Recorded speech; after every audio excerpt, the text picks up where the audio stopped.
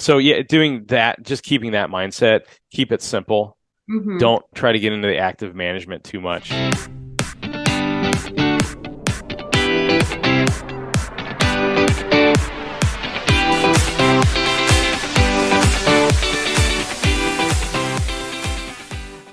Hi, friends. Welcome to Business Briefs, where you get legal and business bite-sized strategies and tips with our guests on a weekly basis. So welcome. We're so excited to have a special guest with us today. He is the CMO and shareholder of Life Inc. His name is Matt Ruttenberg. Welcome to Business Briefs, Matt. Hi, Geerja. Thanks for having me. Yeah, thank you so much. We were chatting right before this, and you are speaking to me from the beautiful, sunny Hawaii. Yes. Yes, I am. And I'm wishing I was there. I get that a lot. I get that a lot. I'm Yeah. sure you do. I'm sure you do. I'm also wondering, do you get the question, have you surfed or do you take surf lessons yet? I do surf. Well, let me rephrase this. I go in the water with a surfboard at this moment. No. So yeah, I'm attempting to. I have a couple buddies that we go out in the afternoons and attempt to surf, but inch Yeah, by inch. It takes a while. It I bet. takes a while. I bet. Yeah. I bet. I did paddleboarding for a brief 2 days of my life, and it was very hard. I can't imagine. Yeah. We do a lot of paddleboarding and boogie boarding, body surfing, but surfing is difficult because it's where's the waves and what kind of way it's reading the waves and so on and so forth. So I'm learning all that as we speak. That's awesome. Well, Yeah. Matt, you're here today to talk to us about retirement strategies. You're also here Mhm. to talk to us about what financial independence is and why it's so important. And clearly, you're today in Hawaii and you have two businesses that you are running remotely and you're crushing whatever you're doing right now.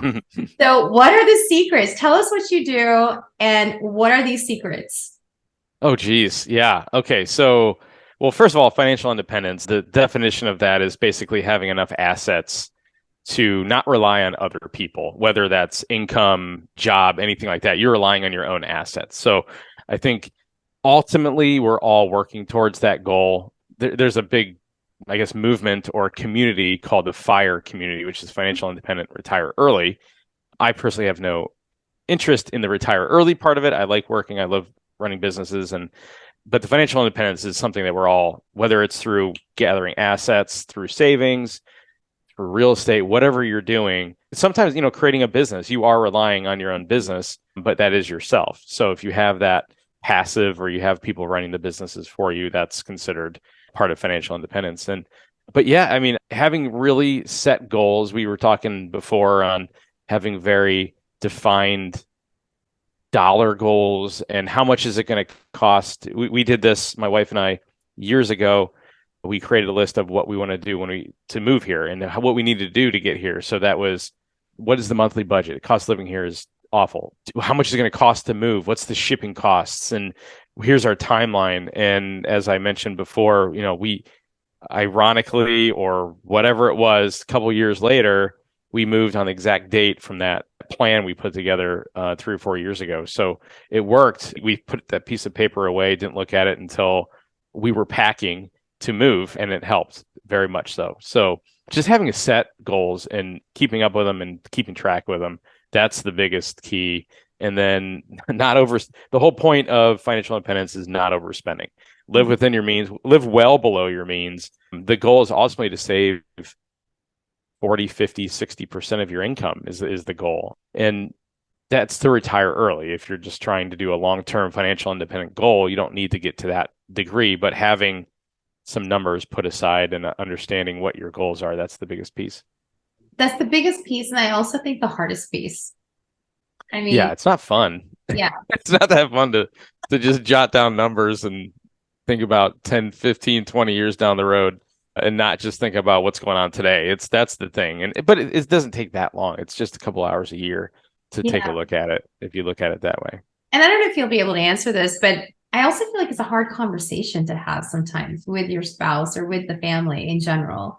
And so, what is a mindset for people to have when they're having these money conversations? And especially if Yeah. one person is the spender, they enjoy to spend and they enjoy the good stuff and going out and all that, jazz. Yeah, I hear that all the time. Honestly, I hear it all the time. It's how do I get my spouse on board and how do you do that? And it's just having the regular conversations, trying to get that instant gratification out of your mindset is huge.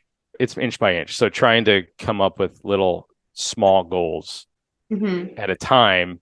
It's kind of like, when if you're trying to be on a diet or something, you're not doing all of it at the same time is not going to be successful, but taking away little things here and there, changing this piece, take away this bonus extra that you like to do on a regular basis. I'm not saying don't go to Starbucks and don't do this because I don't believe in that. It's the bigger goals. So it's like geo arbitrage, live where it's cheaper to live. I'm doing the reverse of that. Those little small changes add up, and all of a sudden you'll look up and you're like, oh, I am on a good path. So, Okay, nice. And so once you start the budgeting and once you start skimming on certain things that are just extra and maybe not necessary, I know you were talking to us about the FIRE movement, and you'd mentioned also you don't really subscribe to the retire early portion of it. But before we get to the retirement aspect, I know that you were kind of talking about how to achieve the financial independence. Can we dig into that a little bit more? And what are some actual tangible steps that we can take to start the bite-sized steps that we could take to start that process? Yeah, first step is always understanding where your money's going. Always it's where's my money going? How much am I spending? And when you have it laid out on a piece of paper or on a spreadsheet or whatever you're using, you're going to see, oh my gosh, I'm spending this much. Just knowing how much you're spending on groceries or how much you're spending on going out to eat, that alone will say, oh shoot, look what I'm doing. And then you'll start to understand, okay, let's take it back one day a week or something, or whatever you end up doing. So one is creating the budget, absolutely number one. Paying down your high interest debt, credit cards is step two. There's different things you can do. There's the Dave Ramsey mindset of paying off the smallest credit card first. I think he calls it the snowball or something. And then there's the avalanche, which is paying off the highest interest first, which makes the most sense on a financial level. But from a psychological level, Dave Ramsey's mindset is smart too. So doing it that way, I'm not a big fan of paying off good debt, which is like your mortgage. If you can earn more than what your interest rate is, then I say don't pay it off. Then you start saving for retirement, your long-term goals, and then you start saving for your short-term goals, prioritizing and having it's just prioritizing 1, 2, 3 is really, really important. And, at the end of the day, it's all about cash flow. Right. It's how much you have coming in and how much you have going out. And just having this good understanding of that and making sure you're within that realm. I'm a huge advocate of having side hustles and having multiple sources of income is such a huge important piece. Just with COVID behind us now and understanding like so many lines of revenue stopped for people, that being able to lean into another one or focus on another one during that time, it was super important. And being able to have that and earmarking, okay, this piece of income is going to go towards the long-term goals. This piece is going to go towards the short-term goals. Just knowing and understanding and taking the time to go through it is a huge piece of it. I completely agree with diversifying the revenue streams. It's really helpful. Keeps it fun also. Yeah. Yeah. There's so many ways to make money these days. Exactly. The internet and yeah. What is the significance of not paying off your mortgage? Why is that a good thing? First of all, it's a tax write-off. It's nice to have that tax write-off, especially if you're a business owner. Yeah. And you're it's an asset that is, for the most part, over time appreciating. It's not depreciating. So car paint, an automobile depreciates 99 times out of 100. It depreciates. But if your interest rate is really low, you just don't want to prioritize that. You want to prioritize the credit cards or personal debt accounts, personal loans. But the mortgage is generally long term and it's tied to an appreciating asset, and that's considered good debt, and you get the tax benefits from it, and so on and so forth. So you're basically using other people's money, which is the bank. Same with insurance is another mindset with that. You're using somebody else's money with deeper pockets until you build up your own, and you're using theirs, and that's the purpose of mortgage. It's the purpose of life insurance and all these other insurances that you don't technically need by law, but they're good to have because you are not financially independent yet. Yeah. So when you are financially independent, you don't need a mortgage. You don't need the insurance because you are self-insured or you are able to buy down the mortgage on your own with your own cash or yada, yada, yada. So that's the mindset behind it. I think it's considered good debt. Thank you. I mean, I think it's really important for us to know that because a lot of times you hear all the time, oh, it's good debt. But then it's like, well, what does that mean? And so Yeah. not everybody's in the financial realm and they just buy insurance because they need to buy insurance or they're told to buy insurance. And so it's really important to shed insight on the why behind it. Makes sense. Yeah. Now, what are some rules of thumbs that you have? Like, is there a certain percentage that you should like? I know that there's certain subscriptions out there, not like real subscriptions, but like how people subscribe to Dave Ramsey or the Profit First or something like that. Is there a rule of thumb that you think that others should follow or you suggest? Yeah, I'd say saving for retirement, the bare minimum is 10 to 15% of your income is what you should be saving. Saving in general, whether it's retirement or short-term goals, what do you need, whatever you need to do.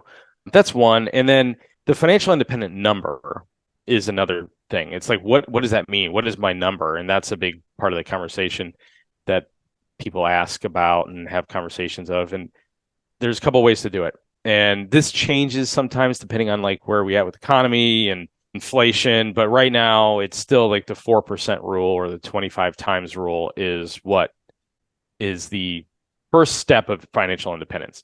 And I'll explain that here in a second. But so it's basically your annual bills times 25. And that is your FI number, if you will.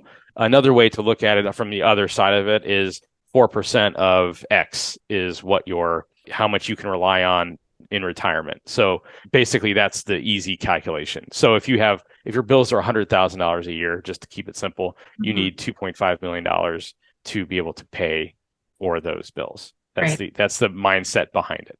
So that's just getting into it. You got to worry about healthcare and all these other things, what is your lifestyle and what are you expecting? And kind of going back to another rule of thumb is I personally don't think anyone should go into retirement cold turkey is probably the best way to explain it. So jumping in, like just cutting a date and saying, I'm not working anymore. I'm going to start relying on my assets. I think getting into it, still having some sort of small side hustle or part-time job into it is smart from the standpoint of it's like you're in the honeymoon phase. So you're going to spend a lot of money when you first retire. You're going to travel like crazy. If it's in your budget, great. But if it's not, people don't see that coming. And then at the same time, you have to be careful with the sequence of returns is something to be careful of and mindful of is what is the market if you are invested in the stock market when you are retiring? What happens if a recession comes day 2? And what that changes everything versus if it came 20 years into retirement. That's a huge difference. Yeah. Thanks for breaking that down. I think that really explains a lot. And even with the recession, especially where we are today in today's economy and the recent, things that have happened with the banks and then the T-bonds. Like, I mean, in business school, they were always like, T-bonds are the best thing, safest. And you're just like, well, that was a lie. That happened. Like things, it's never know. And so, speaking of diversifying your investments and your revenue streams, are there any tips that you can give on that, on kind of like safeguard yourself and maybe hedge your money in some sort of fashion? I can't get into the specifics just due to licensing, obviously, but just diversification is a big piece. Using low cost index funds is important. Don't put more than 10% of your money in one single company or one single strategy, if you will. Like a lot of people were doing, putting all their money in Bitcoin, and we know what happened there. So yeah, doing that, just keeping that mindset, keep it simple. Don't try to get into the active management too much because you're always, trying to chase the carrot. Let it work through time. Let it just be passive. Let it just relax. Don't stare at it all day long. And, playing with some money on the side with some little stocks here and there is fine, but don't like that. It's for the most folks, it's not a good idea to try to do that. and trying to beat the averages in markets. Mm-hmm. It's a little bit more simple than what a lot of people think. Mm-hmm. Yeah. I mean, like it can also be very time consuming and because it Oh, becomes absolutely. it, Yeah. and it's like it can be fun, but not so fun too. So Yeah, we work with a lot on the 401k company. We work with a lot of DIY investors, mhm. to where we're just handling the compliance and the structure of the plan. And then we have a lot of folks where we are the ones who are managing the money. Right. Probably at mass majority is we're the ones handling the money because they're busy doing their running their company. They don't have time to keep an eye on that. So Right. Right. Awesome. Well, I think we all get the point of diversification and then also, spending our money correctly and getting that idea out there. Let's talk a little bit about the retirement aspect now. Earlier, sure. you had said that you don't believe in early retirement. Why is that? Just for myself. I'm a Okay. busybody. I get bored. I'll get bored out of my mind if I retire early. But no, that's just for me. Some folks once, and honestly, if you retire early, the statistics show you're going to do something different. You're just Yeah. going to do whatever you want to do. You're retiring from your day job, if you will, the stuff you don't want to do. So then you jump into something else. Yeah. I think it's same for me when people are like, oh, retirement, like, no, I don't think I can. Like, it's just my Yeah. mind to sit and be idle in that sense. Like traveling is great, but there's only so much Yeah. in At some point, you're like, okay, I'm ready yeah, to. Your views change. Your goals change. Yeah, traveling is great, but then all of a sudden it's like, okay, we need to settle down and have a home and things like that.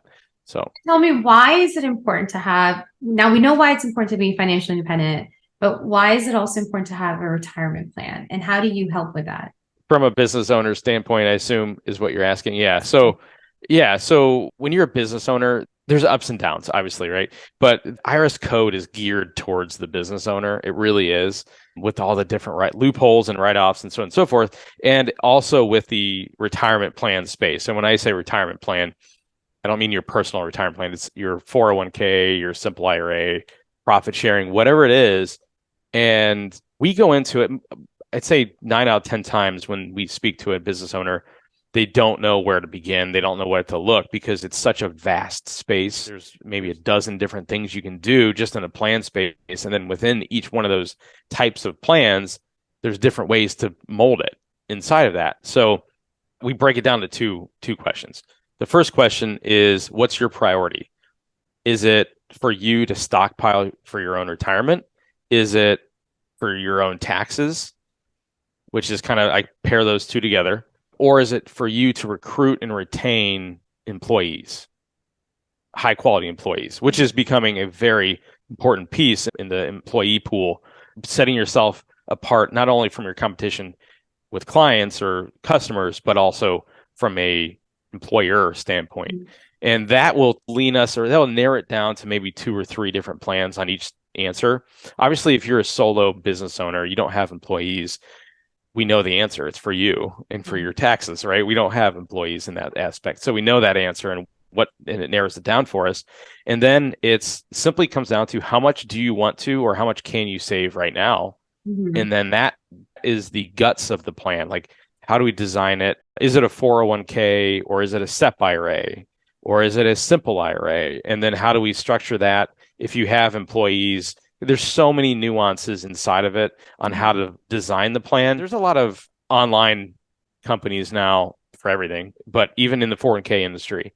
And there's different kinds of, the ones you can get to online are pretty straightforward, plug and play. You don't have a lot of options. Mhm. This is a 401k plan. It's very basic for the most part.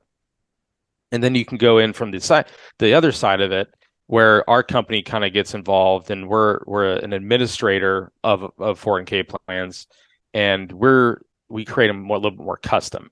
So we're able to work those numbers and design the plan however you need to. And by doing that, you have now a custom 401k plan built around what you need and what you want. Mhm. And so let's take a step back, actually. So if you're a W-2 employee, Right. the maximum 401k contribution for you is 22,500 this year, 2023. But if you're a business owner, you can start working into, that's you as an employee of a company or even your own company. Employee contributions are 22.5. But did you know in what is the numbers now for 2023? You could, as a business owner, put $66,000 into a 401k. That's the maximum as a business owner. And if you have employees, everything is about fairness. The Yeah. plan design is everything is about fairness. How you do the design, the match. If you don't create a fair plan, you're going to be limited to how much you're allowed to put into a 401k. So the goal is to create a fair plan that the IRS deems as a fair plan for your employees. Then you are able to do a lot more. So Mhm. that's where we come in on the compliance standpoint. And then I do want to mention this in 2023, there's a new law that passed. It's called Secure 2.0. And this was in the 11th hour of December 2022. They passed it, and a lot of it was implemented on January 1st of 2023. And just a few things, but mainly the main piece here is the tax credits Yeah. are substantial. I mean, I can't talk about them enough. People are getting, depending on how many employees you have, 5 digits of tax credits easily Wow. in these tax, $20,000. It all depends on how many employees you have. And I have an example. I wanted to so if you have 10 total employees as a business owner, and unfortunately, none of these apply to solo practitioners. So if you don't have employees, it doesn't work. It's only if you have employees. 10 total employees, let's say six of them are participants. Okay. And then everybody makes under $100,000 because I won't get into it, but we do have a calculator that I will share with you too, that you can go in there and play with your own numbers if you're an employer. That would produce $8,000 per year in tax credits to offset all the match and your out-of-pocket expenses. Those numbers right there would produce that much money. So I won't get into the details. I do explain it in that calculator. It's broken down for everybody because there's a lot to it.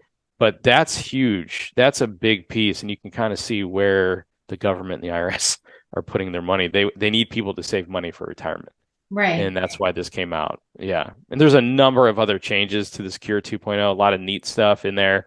That was the biggest thing, and it's everything is geared towards the business owner and all these tax credits and things like that. I love that. And we're going to have all of that in the show notes. And clearly there is such a need for someone like you and your business to help other business owners because there's a lot of nuances in there. And you could just do the very simple, basic stuff, but it may not bring you that much advantages as if you were actually very deliberately putting something that is meant for your business. And I love how you approach it with so much strategy and intention as opposed to just, okay, 401, we're going to put it in there. It's going to be in your contracts, like things like that. We have Yeah. talking about. So that's the thing. I mean, I work with small business owners and, small can mean a lot of different things also. And some of they're like, yeah, I mean, they also don't have a grip on it because it is a hard concept and it's changing all the time. It's not like consistent all the time either. Absolutely. It changes. This was the biggest change probably ever to the 401k industry. There's so many more things that they changed inside of it too. There was a Secure 1.0, which was like the light version. That was in 2019. That was also big, but this is probably the biggest change. Yeah. And it's having a conversation with someone and starting way ahead of when you say you want to start in 2024. Right. Yeah, it's 2024. Start now because it's not a quick, let's make a decision. There's so many little pieces that you have to decide. And it takes generally probably about 2 months to get it up and running, or usually a plan. So getting you to that point also takes a few months. So I think that's such great advice is to start the planning now, if that is what you envision for the future. And if you're envisioning also adding more people to your team and employee roster and, things like that, I think it's a great suggestion and advice to start now and then use the number, figure it out, and then work backwards on that. Yep.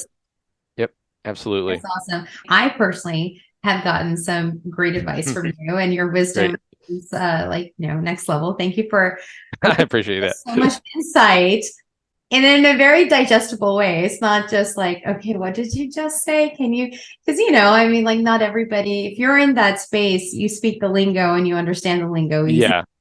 And so sometimes, and that's why, sometimes I'm like, break it down, please. Yes. No, that's my goal, is to make it digestible is a great way to say it. Yeah. So thank you so much. But before we say bye, I have more questions. One is, what's your anchor? You're an entrepreneur. You have two businesses. You're also, you have a family. There's other things going on in your personal life too. What holds you steady? It is my family. I'd say it is my family. We all speak the same language. We all have the same mindset. We love doing the same things. It is absolutely my family. We all have a blast together. We all go out and go hang out and do Awesome. explore, if you will. But that is absolutely my anchor, is my family. That is so beautiful. Yeah. And what is maybe a book or a show that you are right now streaming, or a book that you're reading right now? We're actually building our library at the moment. So nothing. I'm not reading anything right now, but we found this bookstore that has dollar books, and they're just amazing. So it's like a floodgate. Oh, wow. We bought 75 books for $75. That's Let's put awesome. it that way. Yeah. But no, honestly, the one that hit the home was The Alchemist for me, I'd say. I love The Alchemist. Just if you look at it and then read it and then try to like decipher the meaning behind it as you're going into it, it's so many good lessons inside of The Alchemist. It's a good read. I would agree Yeah. with you. And how Yeah. can someone connect with you? Where can they find you? Yeah, so 401k.expert is our website. That's our just get in there and play around. I'm going to share a couple links. One's going to be the tax credit calculator, Okay. which will give you exactly what kind of credits you would expect. And then we also have an evaluator I'll send you. And those two questions I shared earlier on how to narrow it down, that will narrow it down for you, and Mhm. it'll bring it down to about two or three, depending on how much you want to save. We can get people up to 300 grand pre-tax contributions now with the different kinds of plans out there. So 401k is just the beginning. But this will narrow it down and it will cover all of those for you. So those are the three links to look at into the show notes. Awesome. Love it. We're going to add everything to the show notes. And again, thank you so much for being with us today and sharing all of your knowledge. Yes, thank you so much. Appreciate it.